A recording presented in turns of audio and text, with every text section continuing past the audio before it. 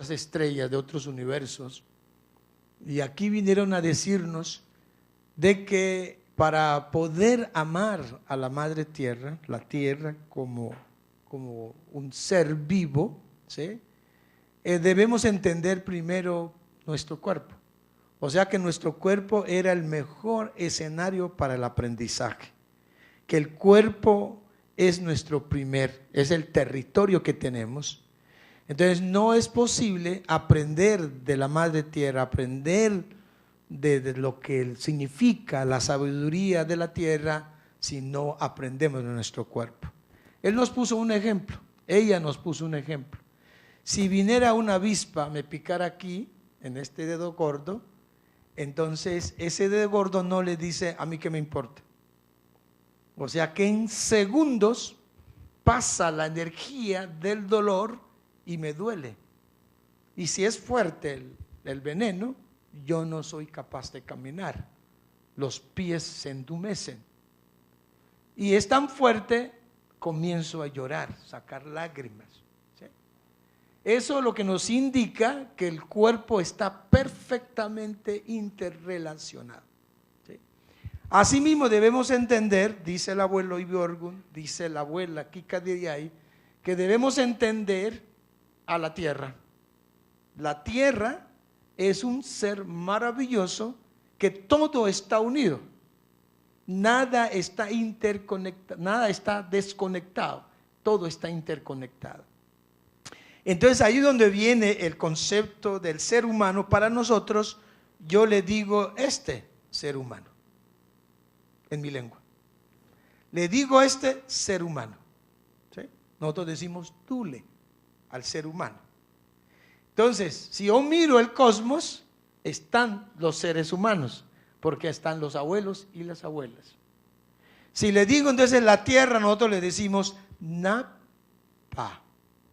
Na quiere decir madre, viene de la madre. Y ba viene del padre. Entonces quiere decir que la tierra es el producto de una madre, de un padre. Y por lo tanto, esa madre tierra estuvo en el vientre de una mujer, de la madre grande. Entonces, por eso, todo lo que hay en ella, cada parte del cuerpo de ella, es un ser vivo. No puedo. Entonces, por eso, comienza un conflicto con el occidente, que todo lo ve como mercancía. Para nosotros, todo es ser humano.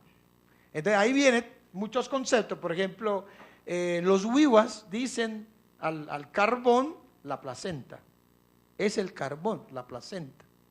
Los huas le dicen al petróleo que la sangre de la madre tierra. Nosotros los cunadule, el oro y la plata, para nosotros son columnas vertebrales de la madre tierra. Entonces si miramos todos los pueblos originarios, porque yo no he visto hasta ahora en América Latina, en América, no he visto un pueblo indígena que diga padre a la tierra. Todos los pueblos ancestrales en América le decimos madre. ¿Sí? Inclusive un día, no sé si acá estará un guayú poeta, entonces hizo un escrito a Mai Guarú, que yo le dije qué significaba eso. Me dice Dios.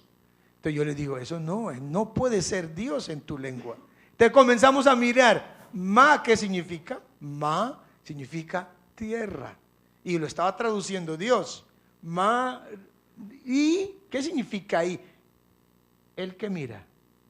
Entonces aparece la madre que mira el principio de la creación. Pero ¿quién es la madre? La tierra. Entonces, todo este concepto que nosotros tenemos desde la madre tierra, entonces no podemos decir que es ambiente. Medio ambiente suena mal entre nuestro vocabulario. Suena es ser vivo. Ser vivo como yo soy un ser vivo, porque yo dependo de la madre. Dependo de la madre. Entonces, en muchas lenguas indígenas hay unas cosas bellísimas. Hasta ahora que estamos en la pedagogía de la madre tierra, tenemos 12 lenguas indígenas que estamos aprendiendo en la pedagogía de la Madre Tierra, que está funcionando aquí en la Universidad de Antioquia. Entonces, en todo escenario de lenguas, ¿sí?, aparece que sí estamos de acuerdo, todos los pueblos originarios, de que la tierra para nosotros, entonces aparece el vientre como un tiempo espiral, el tiempo circular, y de ahí viene otro conflicto, porque el occidente plantea el tiempo lineal que no concuerda con la madre, no concuerda con el vientre. Todos nosotros los seres humanos venimos de un concepto común, espiral, ¿sí? Si miras tú el universo, es espiral. El águila, para poder coger su presa, debe hacer una espiral, y si no hace la espiral, se muere el águila, ¿sí? El cordón umbilical es espiral, nuestro ADN es espiral. Todo nosotros lo explicamos desde ese tiempo espiral, porque es lo que nos va a hablar que venimos de un mundo espiral, el tiempo espiral. Entonces, pero ahí viene la contradicción, que yo pienso que es lo natural se perdió dentro del conocimiento del occidente, ¿sí? Porque lo no natural se volvió como mercancía que se puede vender, que se puede comprar. Entonces, en conclusión, porque como hay que conversar, quisiera decirles entonces que para poder entender a la tierra, entonces no es cualquier cosa. La tierra es nuestra madre, Napa. Mira, nosotros tenemos, en la lengua gunadure, tenemos 12 nombres a la madre tierra. Y no tenemos tiempo para decirlos. Simplemente, mira, el primer nombre es Olo Dilili So Mani Dilili Sop. Ese nombre indica cuando la tierra estaba dentro del vientre de su madre grande. El agua. Ahí empieza todo el concepto del agua. El agua como primer escenario en el vientre de una mujer. Entonces el agua se convierte en la madre. Entonces el agua que vemos, la criatura que pasa, las quebradas, los riachuelos, los ríos, eso es el agua de la vida. Pero ese agua está en nuestro cuerpo, que está en nuestras venas, que corre por nuestras venas, que pasa. Entonces se vuelve también como una sanación. Entonces, todas las enfermedades que hoy tenemos, toda nuestra visión, lo que tenemos, todo está explicado desde el vientre, que sería otro concepto que podíamos, sería otro largo proceso para poder contar lo que significa para nosotros.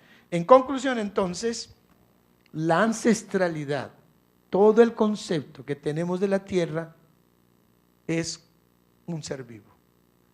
Como yo soy un ser vivo, dependo de ella, no lo contrario. Yo dependo de ella. Sin ella no soy capaz de vivir, ¿sí? Es como alguien me dijo, un niño me dijo, termino allí, un niño me dijo, usted habla muy bonito de la tierra, pero yo ¿cómo voy a amar a la tierra aquí en la ciudad de Medellín, en un barrio, si yo vivo en el 5º piso, rodeado de cemento? Entonces le dije a la niña, que de 9 años, le pregunté que en qué había dormido. Entonces la niña me dice, yo dormí en una cama. ¿Y esa cama de qué está hecho? Me dice, de algodón. ¿Y el algodón dónde está? ¿Dónde tú puedes encontrar el algodón? Me dice, está en la tierra. Bueno, pero cada vez que tú te levantas y entras a un cuarto pequeño, abres la llave y sale un chorro de agua. ¿Has preguntado alguna vez de dónde viene esa agua? Me dice, de las grandes montañas. Y en las grandes montañas, ahí nacen los grandes ríos y quebradas. Entonces, ¿dónde están las montañas? En la tierra. Y cuando te vas a la escuela, tu madre te prepara un buen frijoles y te da una taza de chocolate, te da una buena arepa. Y tú has preguntado alguna vez, ¿esa arepa dónde viene? Del maíz. ¿Y el maíz dónde está? Entonces, cada segundo de nuestra existencia dependemos de ella. Nuestras ropas, Si no fuera la tierra, estaríamos desnudos, desnudas. Entonces, eso es lo que nosotros, el concepto que tenemos de la tierra como ser vivo. Bueno, después de esto, se queda uno casi que sin palabras. Me hubiera gustado haber nacido con ese pensamiento precioso. Me tocó la parte un poco científica. Bueno, somos occidentales y pues esta fue como la vida que nos acoge.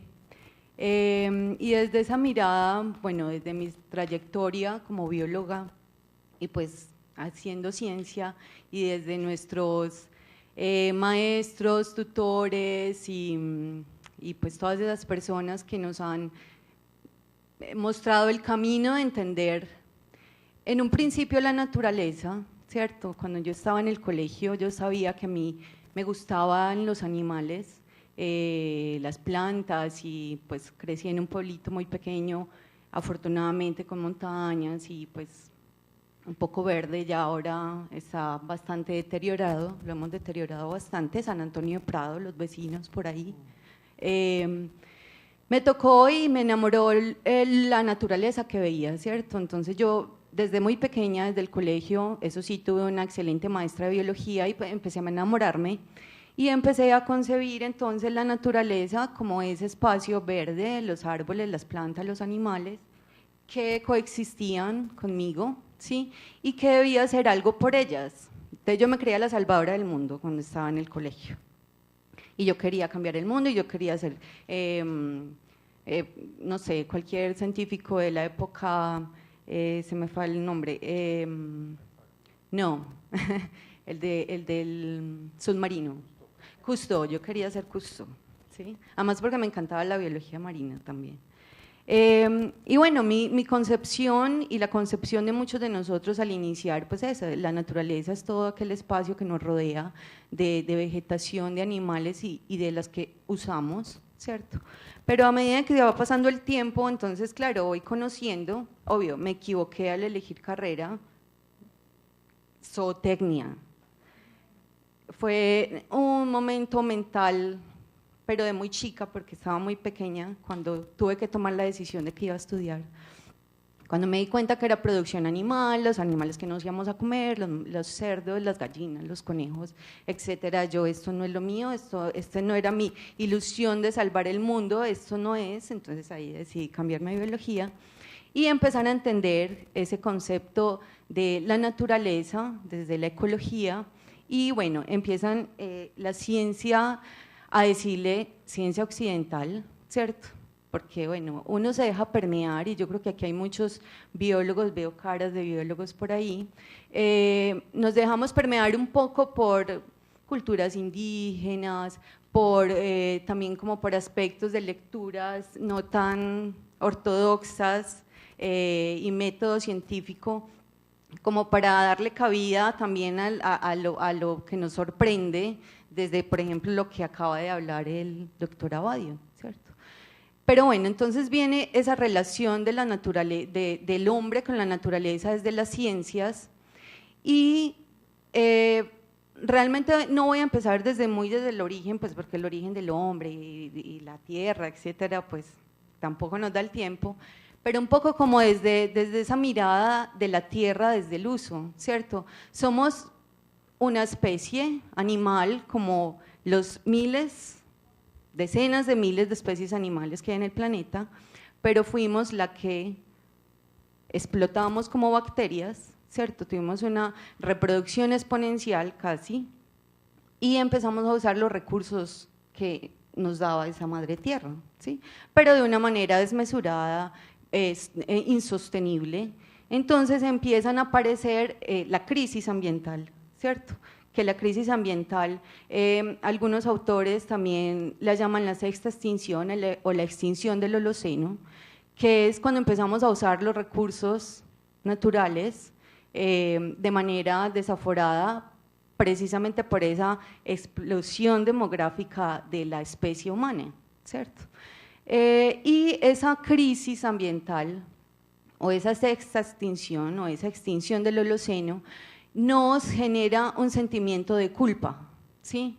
Entonces, claro, el ser humano es un ser humano racional que siente culpa, que siente dolor, que siente alegría, que siente amor, una infinidad de sentimientos que no los tienen supuestamente las plantas, los animales, que no tienen conciencia, ¿cierto? Pero que seguramente sí la tienen, pues desde otras cosmogonías, otras formas de pensar el mundo y la naturaleza.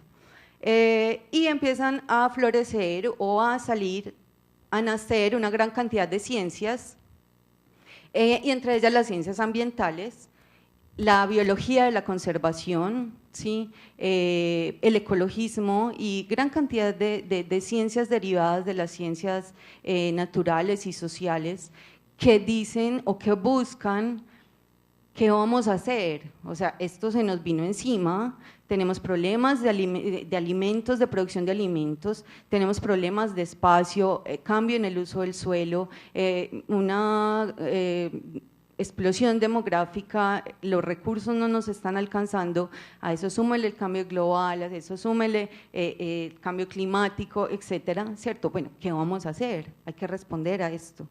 Entonces empezamos a vernos desde la culpa como el ser humano, cómo ha transformado la naturaleza, ¿sí? Y acá viene un poco el cambio del concepto de naturaleza, ¿sí? Y se pasa al cambio del concepto del ambiente. Y aquí apelo un poquito a la ciencia y a los estándares mundiales occidentales, un poco globalizados, y es que en la primera cumbre de medio ambiente humano de las Naciones Unidas, Estocolmo, en 1972, se trata de definir el ambiente, ¿sí? Como esos procesos físicos, biológicos, químicos y sociales que hacen que se creen unos efectos de corto y mediano plazo y de largo plazo en todo eso que se relaciona y que va a afectar de alguna manera y de muchas maneras las generaciones futuras, ¿sí? Entonces es prácticamente todo. Entonces el ambiente, porque no hay medio ambiente, ¿sí? El ambiente empieza a ser el objeto de estudio de las ciencias ambientales y de muchas ciencias, desde la biología, la ecología, la antropología, la sociología, el derecho, la política, la economía, ¿sí? Todos empiezan a preguntarse qué vamos a hacer con esa crisis, ¿sí? Entonces, nosotros como hombres de origen y pensamiento occidental, no vemos la Tierra como la ven ustedes, ¿sí? Como ese ser vivo, interconectado, sino que la vemos como nuestro hogar, nuestro lugar donde estamos en este momento y que nos da unos beneficios y unos recursos por los cuales nos mantenemos como seres humanos, ¿sí? Lastimosamente, en esos momentos cuando empieza la crisis no vemos esa conexión, ¿sí? No hay una conexión. Entonces las ciencias ambientales empiezan a pensar en un ambiente y de hecho también definen el gran ambiente, que es la atmósfera, la litosfera, la hidrosfera, la biosfera y la tecnosfera, ¿sí? Ya empiezan a globalizar todo, ya empiezan a meterlo como en una gran burbuja gigante y a la que hay que mirar y responder rápidamente, además porque la crisis ambiental nos hace responder rápidamente a qué vamos a hacer, ¿sí? Y por eso es que después de los 60 aparecen gran cantidades de ciencias para responder a esa problemática y entonces el hombre empieza a mirar que realmente todo sí se conecta, ¿sí? Y se empiezan a hablar de conceptos como por ejemplo el concepto mariposa, es cierto, o sea, todo lo que suceda, en la Tierra no hay sitios prístinos, ¿sí? No los hay, porque de alguna manera estamos interconectados y lo que hagamos aquí en una mina, a orillas de la zona costera, por ejemplo, por corrientes marinas, etcétera, va a ir a afectar al Ártico, a la Antártida, ¿sí? De alguna manera. O sea, estamos realmente conectados. Y eso es lo que empieza a vislumbrar un poco las ciencias ambientales, ¿sí? En cómo responder, en cómo ver todas esas conexiones. Entonces empiezan a elaborar el hombre pensador y a través de esas ciencias empieza a mirar que es que hay sistemas y que los sistemas se interconectan y también empiezan a salir esas ciencias de la teoría de sistemas, la teoría de la complejidad, etcétera, ¿cierto? Donde todo se tiende a pensar interconectado. Entonces yo creo que ahí nos encontramos un poco a Badiou, donde hay una conexión y que hay una preocupación y una culpa, ¿sí? Desde que esa culpa también puede nacer un poco de la religión, etcétera, ¿cierto? Donde realmente estamos en crisis y esto no va a parar. Yo soy un poco fatalista, pensando en qué va a pasar con nuestro planeta y con nuestra vida y como, con nuestra permanencia como especie. Sí, soy no un poco fatalista, soy bastante fatalista. Entonces, esa relación, para concluir, entre el ser humano y el ambiente, cambio la palabra naturaleza por ambiente, está enmarcado en que son las ciencias y el trabajo juntos, unidos, interdisciplinario, transdisciplinario, integrador, el que nos va a dar elementos y respuestas y estrategias para poder contener un poquito el proceso de deterioro de nuestra madre tierra. Excelente, muy bien. Una de las premisas que tenemos es que, y va apareciendo pues como en la reflexión de los dos profesores, es que cada uno de los saberes ha ido por su lado, pues tiene su propia historia, pero que hay puntos de conexión. Y la profe plantea una cosa muy interesante que la hemos conversado, y es que justamente este periodo de crisis civilizatoria es el que conocemos pues como antropoceno, la séptima extinción. Y ahí hay una pregunta muy interesante porque es lo que nos pone, digamos, en el concepto de conflicto. O sea, estamos en un momento de crisis como especie humana, por eso hablamos del antropoceno. Dentro de todos los periodos pues, de evolución de la Tierra y de la vida, ha habido crisis, esa ha sido una constante. La respuesta a la crisis ha sido justamente formas imaginativas, creativas, de responder la crisis y de mantener la vida, ¿cierto? De mantener la vida y eso es la evolución. Y eso pues es lo que nos cuenta Carl Sagan en su famosa serie y incluso ahora la serie renovada reafirma y amplía incluso esos conceptos que las ciencias en general y ahora las ciencias ambientales rescatan y proponen. Pero lo que es cierto es que por más ciencias y por más avanzados que estemos, el conflicto es grave. El antropoceno tiene que ver justamente, no sé cuántos han oído hablar del concepto, seguramente los biólogos, etcétera, sí, pero el antropoceno es justamente dar cuenta de que la huella que estamos dejando en el planeta es tal que hemos alterado la historia del planeta mismo por los niveles de consumo, de pronto la profe me ayuda un poco a profundizar el concepto, por los niveles de desgaste que le hemos hecho al planeta, es decir, ya hemos… Y lo más particular del antropoceno es que es reciente. Generalmente las edades geológicas son de unos periodos gigantescos. ¿Esto cuánto tiene, profe? 100.000 años. O sea, en 100.000 años hemos hecho lo que la Tierra se ha demorado haciendo durante probablemente millones de años. Entonces, eso es bien interesante en términos de las ciencias ambientales o la ciencia general han logrado incluso determinar eso, pero no logran en realidad saber qué se va a hacer. El fatalismo es parte de la historia de este asunto. Creo que ahí es donde justamente entran ciertos vasos comunicantes porque es lo que permite entender, digamos, qué es lo que hemos hecho mal y cómo este diálogo nos permite entender qué es lo que podemos hacer bien, si es reversible, si es irreversible el asunto.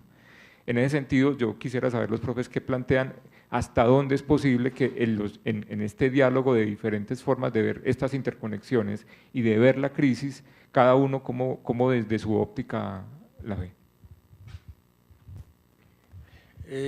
Un día estaba con una medicina que muchos conocerán, es muy sagrado para muchos pueblos, no es de nuestra cultura, de lo que voy a hablar, es de la cultura amazónica, de todo del sur, del Ecuador, del Perú, de Bolivia, practican, Brasil también, toma de yagé, de ayahuasca llaman, aquí llamamos de yagé, Y un día yo sufría un dolor fuerte, fuerte en todo mi cuerpo.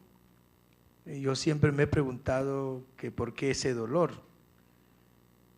Y un día el abuelo Yahé me dice, ¿tú sabes por qué sufres? ¿Sí? Entonces siempre nosotros hacemos la ceremonia, siempre debe haber el fuego, ¿sí? El fuego importante, como porque es el sostén, porque todos venimos del fuego. La mujer es fuego, el hombre es fuego. Y entre esos dos fuegos hacemos un hijo. Entonces por eso el fuego es muy importante en todas las ceremonias. Otro fueguito. Entonces, estando ahí, entonces el fuego se me convirtió en tierra. ¿Sí? Veía el fuego y se vino el... Entonces yo vi una parte de la historia cuando la tierra comenzó a crearse, a crear. Eran cosas, una hermosura cuando la tierra empezó a crearse. Y entonces luego después de toda la historia que pasó, cuando aparecieron los primeros hombres, es cuando dice el abuelo Yahé, es cuando empieza realmente la tragedia a la tierra, porque los seres humanos no respetamos a la madre tierra, según dicen ellos. Entonces lo que me dice es que tu dolor es esto, tu dolor es la historia, y no te vas a curar nunca, porque ninguna medicina te va a curar, me dice el abuelo. Bueno, yo acepté que nunca iba a curarme, pero entonces me enseñó una cosa muy, muy importante para poder entender lo que nos estamos hablando. Me dice que para poder encontrar un camino de lo que estamos hablando, ¿sí? Y en esto de la crisis civilizatoria que estamos hablando, me dice, hay un camino para poder encontrar un saber. Y ese camino, dice, primero es el origen. O sea, todos debemos aprender del origen, de dónde venimos. ¿Sí? O sea, algunos me han dicho, yo soy mestizo, yo no sé de dónde vengo. No, todos sabemos de dónde venimos. Venimos de un vientre de una madre. Todos. ¿Sí? Bueno, entonces hay que saber eso. Entonces, esas crisis civilizatorias, entonces, hay que, si vamos haciendo ese tema, tenemos que saber dónde viene el origen de esa crisis civilizatoria. ¿Sí? Entonces, rápidamente resumen, la crisis que tenemos es que hay una desconexión nosotros con la naturaleza, simplemente. Y si miramos en términos biológicos de mi ser con mi madre, por ejemplo, entonces cuando hay una desconexión con mi madre, es donde vienen las crisis, tenemos problemas de salud, ¿sí? Porque no amamos, posiblemente algo ocurrió cuando estuve en el vientre de nuestra madre. Entonces, una de las grandes cosas que hemos aprendido en la pedagogía de la Madre Tierra es saber la historia de origen de nosotros. Cuando yo estuve en el vientre de mi madre, ¿qué pasó? ¿Qué sucedió? Yo tuve 30 estudiantes que no eran indígenas, que estuvieron conmigo, y entonces mis clases yo no hago que lean, sino comenzamos a estudiar cada historia de cada persona del vientre, y fueron hermosísimos, ¿sí? Muchas niñas se acercan a uno y me dice, ¿conoces esa historia? Me di cuenta que mi padre dejó a mi madre y se fue, y nunca, no lo conocía a mi padre. Hay pelados de la ciudad, porque de 30 alumnos que yo tuve, no había ni un solo indígena, todos eran de aquí de las ciudades. Hay muchachos que llegan y le dicen, yo no voy a escribir mi historia de autobiografía, yo quiero que tú me escuches. Ir aquí al jardín botánico y me dice, he intentado suicidarme 3 veces, 4 veces. Esa es la historia de los seres de la ciudad, ¿sí? Y si yo miro a las comunidades indígenas, imagínense ustedes pueblos indígenas que nacieron en medio de la guerra, paramilitares, guerrilla y todo. ¿Cómo serán cuando nacieron ellos? Miedos. ¿Sí? Entonces estoy acordando del abuelo Yahé que me dice el origen. O sea, hay una crisis civilizatoria porque hay una desconexión que tenemos con la naturaleza. pero hay una desconexión que tenemos con nuestro propio cuerpo, porque el occidente ha dividido, ha separado el conocimiento. Hay gente que es especialista en el cerebro, hay especialistas del corazón, todo lo hemos partido el conocimiento. Bueno, eso es el origen. Ahora, me puso 2 puntos. El segundo punto son las interferencias que no han hecho, o sea, que han hecho de que esa desconexión se agrave más todavía. Nadie está planteando cómo debemos acercarnos nuevamente, sino que se ha ahondado más el problema. Entonces, como aquí nos está diciendo que hay apuntes que se están acercando, unos cambios de paradigma, unos cambios de conceptos, ¿sí? El tercer punto, que es ahí donde yo quiero, me parece importante, el planteamiento del abuelo Yagé, es la sanación. O sea, que nosotros estamos en ese punto de sanación. ¿Y la sanación qué es? Volver al origen. O sea que ya es tiempo de volvernos al origen nuestro, de saber quiénes somos, de saber por qué venimos a este planeta, de saber a dónde vamos. Yo creo que cuando nos encontramos allí es donde vienen los pueblos originarios. Lo que hemos creado es las ceremonias. Entonces, mira un dato bien interesante del pueblo maya que me ha enseñado. Me dice el pueblo maya que el origen, la sanación, está en mi propio cuerpo. Yo no tengo que ir a otro lugar, ¿sí? Entonces me dice, me habló de la luna.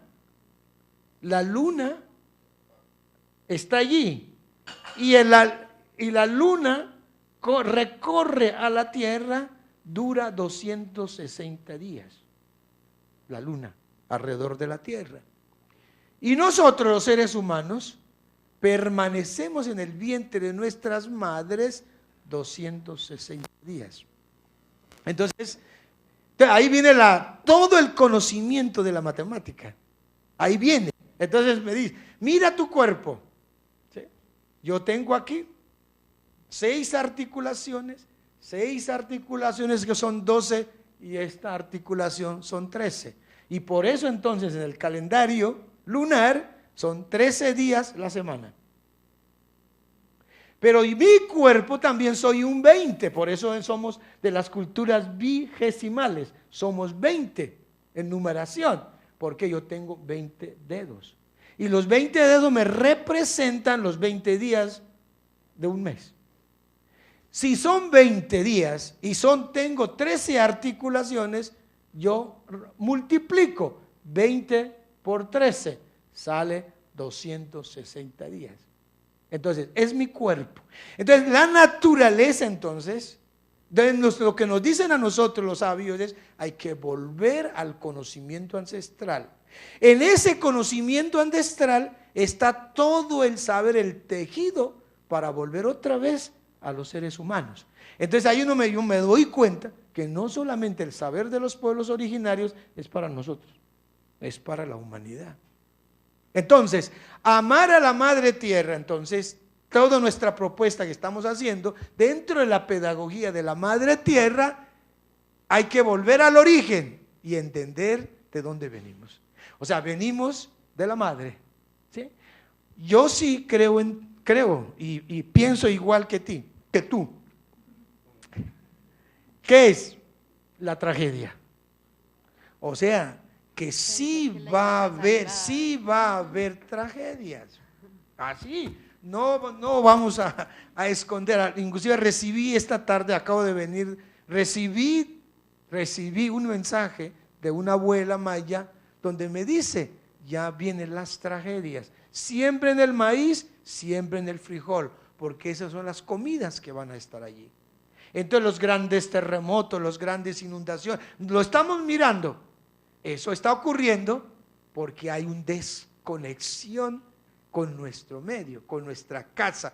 Entonces yo creo que a nivel, en ese sentido, hay una cosa muy interesante que está pasando en el planeta. Pues mira, Francisco, el Papa, primera vez en la historia, él habla del hábitat habla de la casa común, habla de la madre tierra. O sea que todos los, a nivel de todo a nivel del planeta, inclusive en estos días nos vino a visitarnos un monje tibetano, estuvimos en una conversación con él, ¿sí? Entonces, todo esto, acercamiento, entonces, ¿cuáles son? Hay que volver a las ceremonias ancestrales. Hay que comer el cacao, hay que hacer las ceremonias del cacao, hay que hacer la ceremonia del tabaco, hay que ir a hacer ceremonias como del pagamento que hacen los compañeros arhuacos, hay que ir ¿cómo se dice?, al baño donde uno suda, a hacer temazcales. O sea, todas las ceremonias posibles que el ser humano ha inventado, volverlo. ¿Por qué? Porque todo ese escenario es volver al vientre, ¿sí? Porque nosotros cuando tomamos el viaje, es volver al vientre. Cuando mi cultura, Gunadule, hacemos una ceremonia muy hermosa, que es internarnos 8 días, 20 días, 1 mes, 2 meses, 3 meses para hablar con plantas medicinales, no más.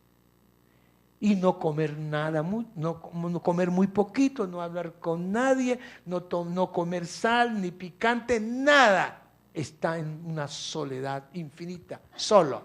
Y de ahí te aparecen abuelas, las plantas que te hablan, que te aconsejan.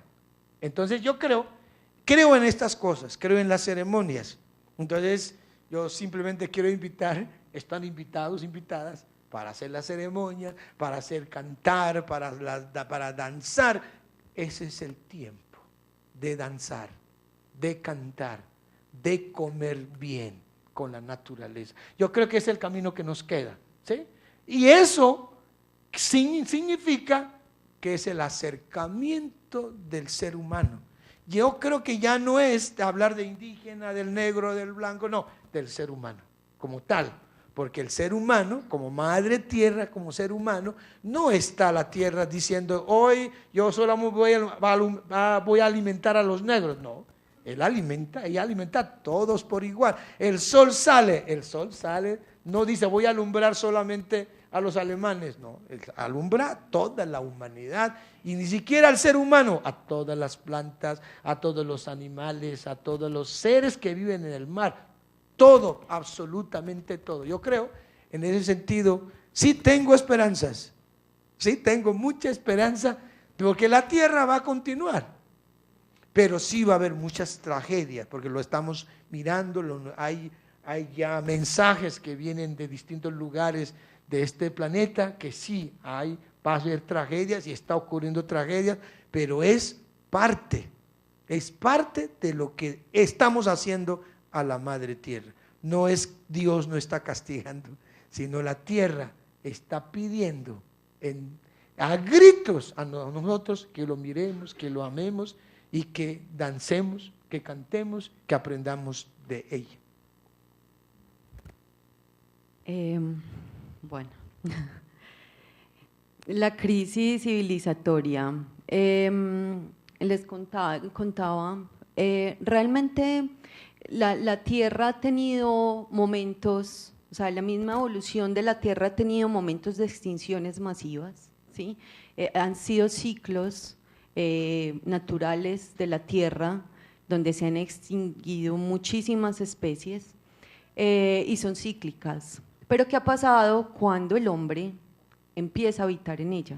¿Sí?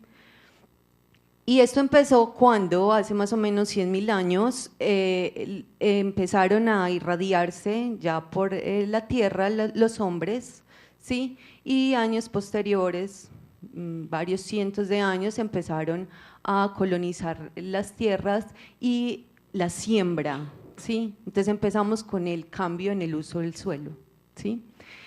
Empiezan a asentarse las poblaciones humanas y empiezan las cacerías selectivas. Entonces se extinguen los bisontes en América del Norte, se extinguen grandes cetáceos y mamíferos en zonas árticas y antárticas, se extinguen muchas por la cacería selectiva, ¿cierto? Y empezamos a reproducirnos y empezamos a crecer y a crecer y a crecer tipo bacteria. Y claro, eso empieza a demandar recursos. Ahí empieza como todo el asunto, es cuando ya el hombre racional empieza a usar la tierra para su beneficio y para su crecimiento y con los recursos que tiene la misma tierra, pero de una manera desproporcionada. Después viene ya años más recientes, yo sé que muchos de ustedes lo han oído comentar, y es la revolución industrial.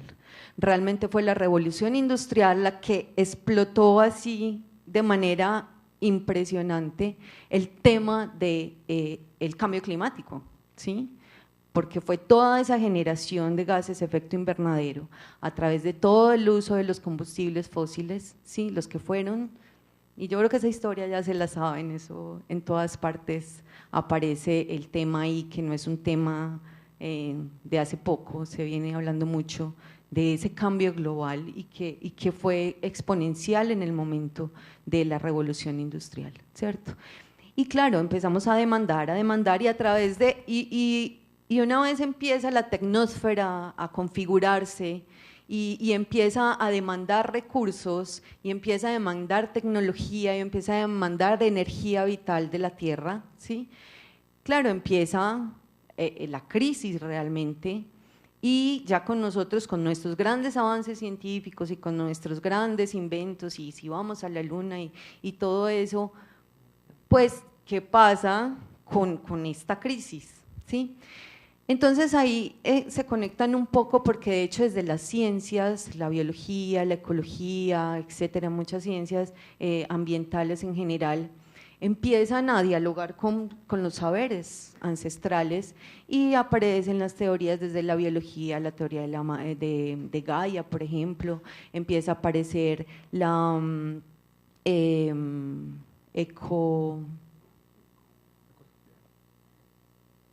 se me fue el nombre, empiezan a aparecer pensamientos desde una ecología casi metafísica, la ecología profunda, gracias, yo para la memoria sí, ecología profunda, ecohumanismo, y empiezan a salir una cantidad de vertientes y de pensamientos y de construcciones epistemológicas que desean volver a conectar, ¿cierto? Entonces ahí empiezan desde la ecología incluso con conceptos y definiciones de que esto es un ser vivo, y entonces empiezan a ver la tierra como un ser vivo y empiezan a hacer una analogía entre los bosques y los pulmones, entre los ríos y el sistema circulatorio, y entre las conexiones y los seres vivos como neuronas que van y pasan impulsos casi nerviosos entre los otros animales para fines de reproducción, para fines de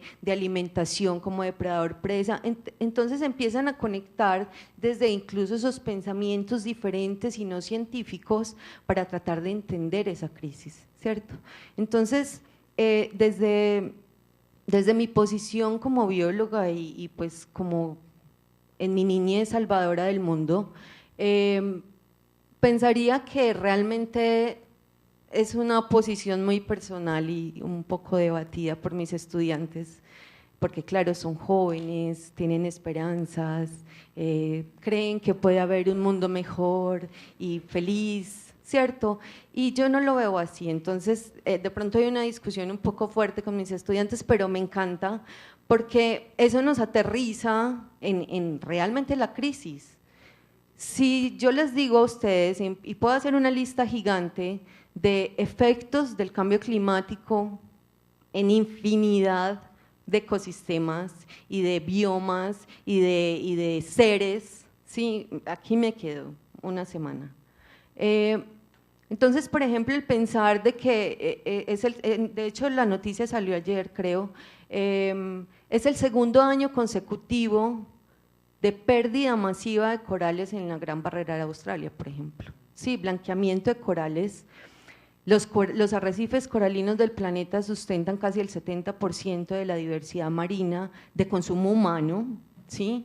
Entonces, si se acaban los arrecifes coralinos, ¿qué pasan con los animales que nos comemos del mar?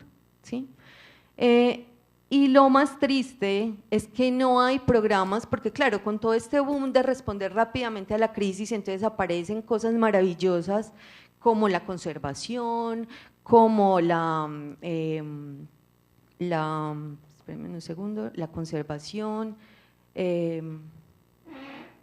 la ecología, la restauración, ¿sí? Entonces aparece la restauración como la panacea, ¿sí? Maravillosa, pero un coral no se restaura, o sea, un coral se blanquea y es para siempre, no hay restauración en corales, ¿sí? Hay algunas, lo que sí hay es resiembra de corales sanos en zonas de corales blanqueados y quizás sobrevivan, pero un coral blanqueado ya no se restaura, porque ellos viven es por una alga que habita dentro del pólipo del coral y no podemos tomar la microalga y volverla a meter allá, eso es imposible, ¿sí? Y así con muchos ecosistemas, nada menos en estos días en redes sociales estaban pasando un video de qué está pasando con una zona del Ártico, sí, una de las zonas de hielos grandísimas del Ártico que coge toda la parte de Estados Unidos, Alaska, bueno, todas esas zonas de por allá, y crearon un video que dura como unos 5 minutos, ya se está acabando el hielo, ¿sí? ¿Qué pasa cuando se acaba el hielo? Se modifican todas las corrientes marinas en el océano.